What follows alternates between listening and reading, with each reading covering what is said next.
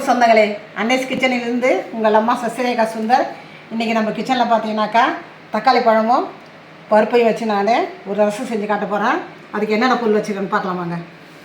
ஒரு 50 கிராம் அளவுக்கு பருப்பு எடுத்து அதில் ஒரு தக்காளி பழம் கட் பண்ணி போட்டு பார்த்தீங்கன்னாக்கா 3 விசில் கொடுத்து எடுத்து வச்சுருக்கேன். நான் இதை நம்ம அப்படியே கடைஞ்சிக்க வேண்டியது தான். எலுமிச்சம்பழம் சைஸ் பார்த்திங்கன்னா மீடியம் சைஸ் எலுமிச்சம்பழம் அளவுக்கு புளி எடுத்து கரைச்சி வச்சுருக்கேன். கொஞ்சமாக நெய், கொஞ்சமாக எண்ணெய், தேவையான அளவுக்கு உப்பு, ஒரு 6 பூண்டு பல், மிளகு 1 டீஸ்பூனு, ஜீரகம் 1 டீஸ்பூனு, 2 காஞ்ச மிளகா. இந்த மிளகு, ஜீரகம், காஞ்ச மிளகா, பூண்டெல்லாம் பார்த்திங்கன்னா நம்ம குறவரப்பாக அரைச்சி எடுத்துன்னு வந்துடணும். ஒரு பெரிய தக்காளி பழம் பார்த்திங்கன்னா கட் பண்ணி வச்சுருக்கேன். தாளிக்கிறதுக்கு 4 காஞ்ச மிளகா, 1 டீஸ்பூன் கடுகு, 1/2 டீஸ்பூன் உளுந்து, 1/2 டீஸ்பூன் வெந்தயம், கொஞ்சமாக பெருங்காயத்தூள், கறிவேப்பிலை, கொத்தமல்லி தழை. மொத்த பொருள் இதுதான். எப்படி செய்யுதுன்னு பார்க்கலாமாங்க. இந்த மிளகு, ஜீரகம், காஞ்ச மிளகா பார்த்திங்கன்னா ஒரு ஓட்டு ஓட்டிட்டு அதுக்கப்புறம் தான் அந்த பூண்டை போடணும், இல்லைன்னா இது குழப்பம்னு போயிடும். அதனால் இது மிளகு, ஜீரகம், காஞ்ச மிளகாலாம் மிக்ஸி ஜாரில் போட்டாச்சு. இதை ஒரு ஓட்டு ஓட்டிட்டு அதுக்கப்புறம் பூண்டையும் போட்டு அரைச்சி எடுத்துகிட்டு வந்துடும். இதை பார்த்திங்கன்னா வேறு ஒரு பாத்திரத்துக்கு நம்ம மாற்றிடலாம். லேசாக தண்ணி ஊற்றி நம்ம கழுவி வச்சுக்கலாம் தண்ணி ஜாரை. அடுப்பு பற்ற வச்சாச்சு. நம்ம அது மேலே பாத்திரம் வச்சுட்டோம். இப்போ பார்த்தீங்கன்னாக்கா ஒரு ஸ்பூன் அளவுக்கு நம்ம எண்ணெய் சேர்த்துக்கோம்.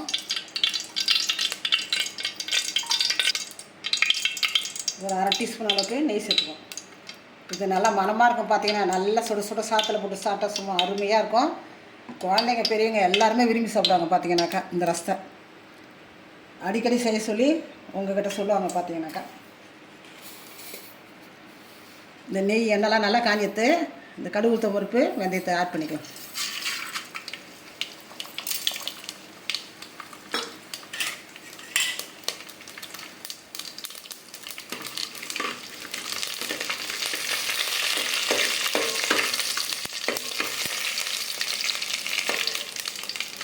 மீடியம் ஃப்ளேமில் வச்சு நம்ம செய்யலாம். அதை பார்த்தீங்கன்னா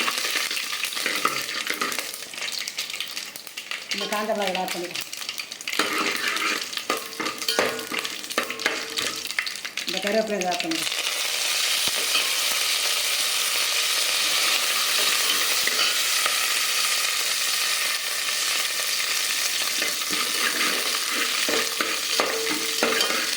இந்த மிளகு, ஜீரகம், பூண்டு, காஞ்ச மிளகாலாம் நம்ம அரைச்சி வச்சதை இதையும் ஆட் பண்ணிக்கலாம். நல்லா எண்ணெயில் வதக்கணும். பார்த்தீங்கன்னா நல்லா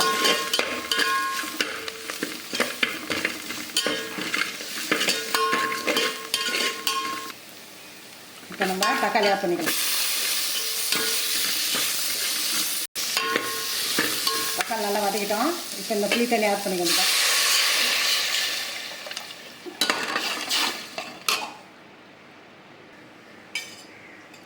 புளி பார்த்தீங்கன்னா ஒரு கொதி வந்துட்டு இப்போ நம்ம பருப்பு, தக்காளியை நம்ம கடைஞ்சது இதில் ஆட் பண்ணிக்கலாம்.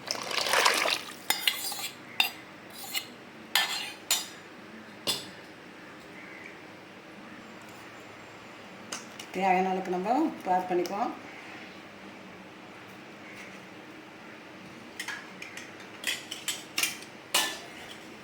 அது மேலே பார்த்தீங்கன்னா கொத்தமல்லி தழை தூவிடலாம். அது மேலே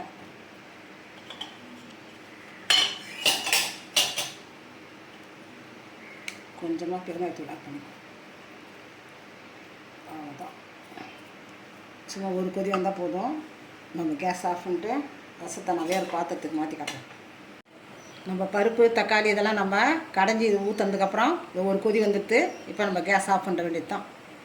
ரசம் ரெடி ஆகிடுச்சு.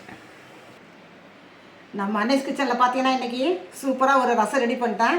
இது தாளிக்கிறதுக்கு பார்த்தீங்கன்னா கொஞ்சமாக எண்ணெயும் கொஞ்சமாக நெய்யும் சேர்த்து தாளிச்சிருக்கேன்.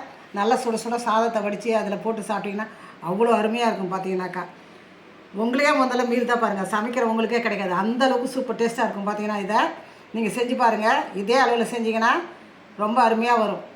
செஞ்சு பார்த்துட்டு எனக்கு கமெண்ட்ஸில் சொல்லுங்கள். லைக் பண்ணுங்கள், ஷேர் பண்ணுங்கள், கமெண்ட் பண்ணுங்கள். மறக்காமல் என்னுடைய அன்னைஸ் கிச்சனுக்கு சப்ஸ்கிரைப் பண்ணுங்கள். தேங்க்யூ.